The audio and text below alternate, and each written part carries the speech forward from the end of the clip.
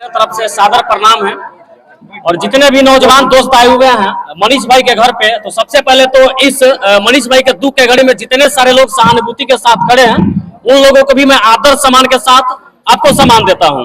सबसे पहले बड़ी बात है कि जब से मनीष भाई जेल गए, हालांकि उनसे मिलना जुलना, उनसे बात करना तो बहुत पहले से हम लोगों को लगा था, चूंकि काम करने का जो फील्ड था एक ही था, भले ही काम करने का तरीका सभी लोगों का अलग अलग था। जब से मनीष भाई जेल गए उसके बाद से लगातार हम लोगों से भी ये सवाल पूछा जाता है कि तू वीडियो बना के मनीष कश्यप ला क्या कर दे। बहुत सारा जगह से फोन भी आता है, बहुत सारे लोग हमसे ये सवाल करते हैं कि एक बात बताइए, मनीष कश्यप ने बिहार के लिए क्या किया है।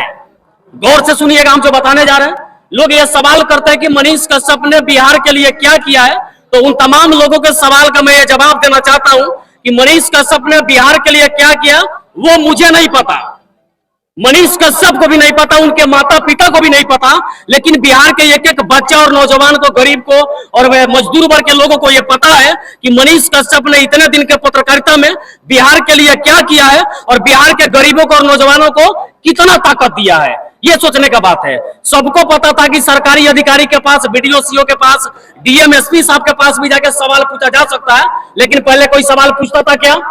सवाल पूछता था पहले कोई नहीं। दरवाजे पे जाइए तो 100 बार सोचना पड़ता था कि अगर पर्दा हटा के वीडियो साहब के चेंबर में जाएंगे तो वीडियो साहब कहता था क्या काम है, तो लोग चुपचाप डर के मारे पीछे घुसुक जाता था। लेकिन आज वो दौर है कि मनीष कश्यप का इतना प्रेरणा लोगों को मिला, युवाओं को मिला कि आज ब्लॉक में जाके देखे वीडियो साहब के सामने आंखों में आके डाल करके बच्चे कहते हैं कि अपना इंदिरावास में घूस का पैसा क्यों लिया है, जवाब दीजिए इस बात का। ये सवाल पूछा जाता है। तो ये सवाल पूछने का तरीका कहां से पैदा हुआ भाई? किसी एक को तो शुरुआत करना पड़ा ना। भले मनीष भाई ने शुरुआत किया, जेल चले गए, इस बात का हमें थोड़ा भी तकलीफ नहीं है। बशर्ते तकलीफ तो इस बात का है कि एक एक करके एक एक व्यक्ति को इतने तरीके से, पूरी तरीके से दबाया गया, जिसे साफ तौर पे यह दर्शित होता है कि बिहार की निरंकुश सरकार यह चाहती है कि बिहार में कोई भी ऐसा माँ, ऐसा शेर बेटा पैदा नहीं करे जो इस सिस्टम के खिलाफ बोले, नेताओं की आंखों में आके डाल के सवाल पूछे, उस ठेकेदार से सवाल पूछे जो ठेकेदार मंत्रियों को परसेंटेज पे पैसा दे करके मुंह बंद करवाता है और गांव में धड़ाले से गलत काम करता है। ये चाहती है बिहार की सरकार। लेकिन एक बात तो फिक्स है, इससे पहले मोतिहारी में भी रैली हुआ था, वहां पे शायद आप लोगों में से बहुत सारे लोग गए भी होंगे। जितने सारे लोग गए होंगे, देखे होंगे बिहार के अलग अलग कोना से, तो बात छोड़ दीजिए, दिल्ली, मुंबई, कलकत्ता, पंजाब, न जाने कहां सभी लोग उस रैली में एक दुखी आए भाई, आए तो सही। जन समर्थन यात्रा जो निकाला जा रहा है, इससे क्या फायदा होगा, क्या नुकसान होगा? जब मोतिहारी में जन समर्थन यात्रा होना था, निकेत रंजन भाई ने जैसे इस बात का ऐलान किया था, उसके बाद ये पूरा चर्चा का विषय पूरे बिहार में बन गया था। उसके बाद बहुत सारे लोग ये बात कह रहे थे कि जे यात्रा में जाई ओकर फोटो खिंचाई, और जेकर फोटो खिंचाई वो मोतिहारी जेल में जरूर जाई। लोग कह रहा था इस बात को कि सड़क पे चलते जिसका वीडियो फुटेज आएगा उन लोगों को जेल में डाला जाएगा। उस दिन का वीडियो देखिएगा, वीडियो में सबसे पहले हम, हमारे साथ कुछ और लोग भी दिखाई दे रहे होंगे आपको। तो डर इस बात का नहीं कि हम जेल चले जाएंगे, हमें तो खुशी इस बात का है कि जेल जाने के बाद भी अगर बिहार के सिस्टम में सुधार आता है, तो मनीष कश्यप ने अगर गरीबों का आवाज उठा करके गलती कर दिया, सरकार के नजर में वो गुनाह है, तो वो गुनाह हम भी करना 100 बार स्वीकार करेंगे और मुझे भी जेल में डाल दीजिए आप। हमें डर इस बात का नहीं है, हमें डर इस बात का नहीं कि हम जेल चले जाएंगे। जब सुबह में 7 बजे जगिए और कपड़ा धोकर, कपड़ा उपड़ा पहन करके जब घर से कभी बिना खाना खाए भी निकल जाइए, तो माँ की आंखों से आंसू निकल जाता। माँ कहती है कि बेटा इतना तू काहे करता रहा। ऐसा नहीं कि मेरा ही माँ कहते, जितने सारे लोग माइक लेके चलते हैं सबकी माँ कहती होगी। मनीष भाई की भी माँ कहती थी। मनीष भाई तो अपने माँ से 6-6 महीने तक बात नहीं करते थे, घर पे नहीं आते थे। तो उस समय आदमी के जहन में एक ही सवाल होता है कि हो सकता है कि एक मेरे माइक उठाने से अगर बिहार के सिस्टम में बदलाव आ जाए, तो हम एक बार नहीं 100 बार माइक उठाने का प्रयास करेंगे और हर जन्म में हम पत्रकार नहीं यूट्यूबर बनने का प्रयास करेंगे कि कम से कम किसी के तलबे चाट के न तो पैसे कमाएंगे, नहीं अपना फॉलोवर बढ़ाएंगे, अपने बलबूता क्षमता और करप्ट सिस्टम से लड़ करके फॉलोवर भी बढ़ेगा, पैसा भी कमाई होगा और लोगों के नजर में हमारा मान सम्मान भी बढ़ेगा। लोग ये कहते हैं कि ये यूट्यूबर है। लोग सीधी सी आज भी जाइए, एक वीडियो मैंने करने गया था ढाका प्रखंड का, आप लोगों ने शायद फेसबुक के माध्यम से देखा भी होगा। एगो कर्मचारी साहब को, छोड़िए भैया, रहने दीजिए, माइक बंद रहने दीजिए। एक कर्मचारी साहब को घूस का पैसा लेते हुए रंगे हाथ हम लोगों ने पकड़ लिया था। जब पकड़ लिया तो बिना सूचना का हम लोग सीधा कैमरा माइक चालू किए, उनके दफ्तर में घुस गए। कहानी सुनिएगा, 2 मिनट का, लेकिन बड़ा दिलचस्प है। जैसे कर्मचारी के सामने गए, उसके बाद जैसे माइक निकाल के पूछा, सर आपने कितना पैसा लिया है एक पारिवारिक सूची बनाने का? कर्मचारी का तो आंख खुला का खुला, बंद का बंद, सांस भी उसका अटक गया था गर्दन में, सांस भी ऊपर नीचे नहीं जा रहा था। बगल में जितने लोग काम कर रहे थे बारी बारी से निकल के तमाम लोग जो वहां से चले गए। फिर कर्मचारी से मैंने जो कुछ सवाल पूछना था पूछा, कर्मचारी बेचारे तो डर गए थे, ऐसा समझिए कि नीचे से उनकी सारी चीजें हो गई थी। बाकी हम सीओ मैडम के पास गए, जब सीओ मैडम के पास गए तो सीधे सीओ से थोड़ा सा हम सोचे कि बात कर लेते हैं, परमिशन ले लेते हैं कि वीडियो बनाने की, चूंकि लोग केस करने में बड़ा एक्सपर्ट होता है, बेमतलब का केस कर देगा। सवाल सही था लेकिन केस हो जाएगा।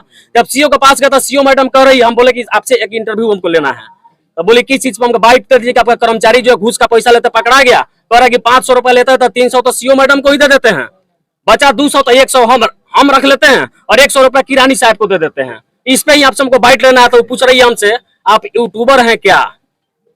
जरा सोचिए, अगर उस सवाल अगर किसी से भी पूछा जाए, अब बंदूक लेकर के आप किसी के सामने जाइए, पूछेगा आप पुलिस है का, जब माइक देख रहा तो उसको पता होना चाहिए, ठीक है यूट्यूबर है चाहे कुछ है, तो सवाल पूछने आए है ना। तो बोली कि हम आपके कैमरे पे नहीं बोलेंगे, काहे कि आपके पास पत्रकारिता का लाइसेंस नहीं होगा, हमको पता है आपके पास किसी प्रकार का RNI लाइसेंस नहीं होगा, इसलिए हम आपको बाइट नहीं देंगे। फिर मैंने अपना माइक धड़ल्ले से हटाया, बोला कि मैडम अब माफ कीजिए, हम इस भारत के आजाद नागरिक हैं और आजाद नागरिक होने के नाते मेरा ये फर्ज है कि हम आपसे सीधा कड़वा सवाल कर सकते हैं और उसको कैमरा में रिकॉर्ड करके अपनी अभिरक्षा के लिए रखेंगे, ताकि बाद में आप ये न कहिए कि आदमी जो है हमारे दफ्तर में आके मेरे साथ छेड़छाड़ कर रहा था। अब आप बताइए कि आप मेरे सवाल का जवाब दीजिएगा कि नहीं दीजिएगा। देखिए, लोगों की समस्या दिखाने के लिए कभी कभी हम लोगों को झुकना भी पड़ता है, हमें झुकना भी पड़ता, लेकिन मैं वहां पे झुका, मैंने एक्सेप्ट किया, ठीक है मैं पत्रकार नहीं हूं, मैं यूट्यूबर भी नहीं हूं, लेकिन आम नागरिक को अब आप मेरे सवाल का जवाब देंगे कि नहीं। फिर भी बोली नहीं, मैं आपसे बात नहीं करूंगी, क्योंकि उसको पता था कि आदमी सीधा सवाल पूछेगा, कर्मचारी आपको 300 रुपए क्यों देता है और वीडियो रिकॉर्ड में आपका नाम क्यों ले रहा है, उनको पता था ये सवाल पूछा जाएगा। फिर वो बोली कि हम आपसे बात नहीं करेंगे। मैंने कहा अगर बात कीजिएगा तो केवल ये सवाल पूछेंगे, नहीं कीजिएगा तो मनीष भाई की तरह आपके पर्दा के बाहर खड़ा होकर चिल्ला चिल्ला के कहेंगे कि अंदर जो औरत बैठी हुई है भ्रष्ट है, करप्ट है, लुटेरी है और ये लूटती है जनता को और 300 रुपए लेकर के पारिवारिक सूची बनाती है, और उसमें भी एक विकलांग व्यक्ति से बिना पैसा लिए 10 बार दौड़ाया और बिना पैसा का काम तक नहीं करने दिया। जब ऐसे चिल्ला करके मैंने कहा ना, तो मैडम बोली बैठ जाओ, कुर्सी दे दी, बैठ जाओ, चाय पी लो, नाश्ता कर लो। हमने बोला कुछ का जरूरत नहीं है, आप मेरे सवाल का जवाब दीजिए। फिर बोली ले लीजिए, माइक निकाला, इंटरव्यू लिया, वीडियो बनाया, 7 मिनट का वीडियो बनाया। जाते समय मैडम कहने लगी आप थोड़ा सा एक बार नंबर दे दीजिए, हम आपसे मिल लेंगे मोतिहारी में। तो आप समझ गए होंगे मिलने का मतलब क्या होता है। मिलने का मतलब क्या होता है भाई साहब, सबको पता होता है। अगर हम वीडियो कर लिए और सामने वाला आदमी डायरेक्ट कहता हो कि संजीत हम आपसे मिल लेंगे, तो मिलने का मतलब यह है कि पैसा देके संजीत कुशवाहा का मुंह बंद करवाने का प्रयास किया जाएगा। लेकिन हम तलबे चाटने वालों में से नहीं है कि 2-4 लाख भी 2-4 करोड़ रुपए के लिए अपने ईमान धर्म को बेच देंगे। अगर बेच दिए होते तो ना तो भेलवा स्टेशन का वीडियो वायरल होता, ना इतने सारे लोग हमें शायद पहचानते हैं।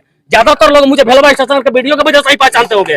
ज्यादातर लोग मनीष कश्यप को बैटरी वाले वीडियो से ही जानते हैं। अगर मनीष कश्यप करप्ट होता, अगर मनीष कश्यप भ्रष्ट होता, पैसा ले लिया होता, तो ना तो वीडियो डालता, ना मनीष कश्यप ने इतना बड़ा ये अपना प्लेटफॉर्म खड़ा करता, और ना ही लोगों को इतना बड़ा रोजगार देता, और ना किसी को बोलने का अधिकार देता। अब अगर बताइए, अगर इतना करने के बाद भी हम यूट्यूबर ही सही, अगर हमें गलती है तो हमें जेल में डाल दीजिए। हम एक बार नहीं 100 बार जाने के लिए तैयार है, हमें फांसी के तख्ते पे चढ़ा दीजिए। लेकिन हाथ जोड़ के विनती है बिहार के नेताओं से, करप्ट अधिकारियों से, हमें फांसी पे चढ़ा दीजिए, मनीष भाई को भी फांसी पे चढ़ा दीजिए, लेकिन इस बिहार की व्यवस्था को बदलने का प्रयास जरूर करिए।